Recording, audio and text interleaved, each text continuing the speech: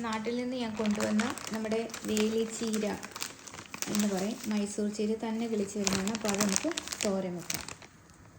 നമുക്ക് വേലിച്ചീര തോരൻ വെക്കാം. അപ്പോൾ അതിന് വേണ്ടിയിട്ട് പാൻ വെച്ച് എണ്ണ ഒഴിച്ച്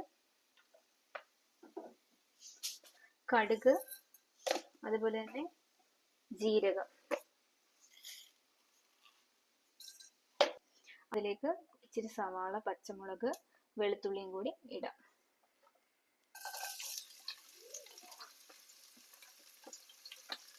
കറിവേപ്പിലയും കൂടി ചേർത്തിട്ടുണ്ട്. അതൊന്ന് വഴണ്ടു വന്നപ്പോഴത്തേന് നമുക്ക് നമ്മുടെ വേലിച്ചീര ഇട്ട് കൊടുക്കാം.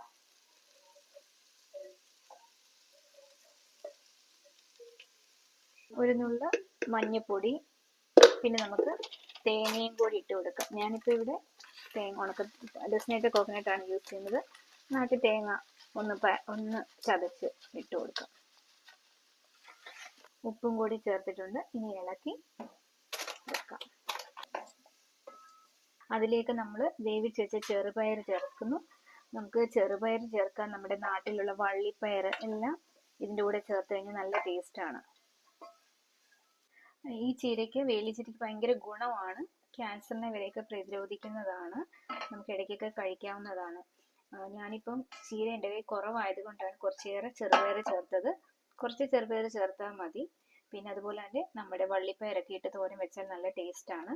നമ്മുടെ ഇതിന് വേലിച്ചീര, ഞങ്ങളുടെ നാട്ടിലൊക്കെ മൈസൂർ ചീര എന്നൊക്കെ പറയാറുണ്ട്, പത്തനംതിട്ടയിലൊക്കെ. ഇത് വേലിച്ചീര തോരൻ വെച്ച് റെഡി ആയിട്ടുണ്ട്. ഇതൊക്കെ ഞങ്ങൾ വീട്ടിലൊക്കെ പണ്ടൊക്കെ എപ്പോഴും ഇത് തോരൻ വെക്കുമായിരുന്നു. നല്ല ടേസ്റ്റാണ്. എനിക്ക് ഭയങ്കര ഇഷ്ടമാണ് ഈ വേലിച്ചീര. നല്ല ടേസ്റ്റാണ്, എല്ലാ ഗുണങ്ങളും ഉള്ളതാണ്.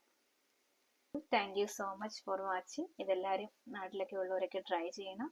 ഇത് നമുക്ക് പുറത്തോട്ടൊക്കെ വരുന്നവർക്ക് നമുക്ക് കൊണ്ടുവരാവുന്നതാണ്. എന്നിട്ട് ഫ്രിഡ്ജ് വെച്ച് 2-3 നമുക്ക് യൂസ് ചെയ്യാവുന്നതാണ്.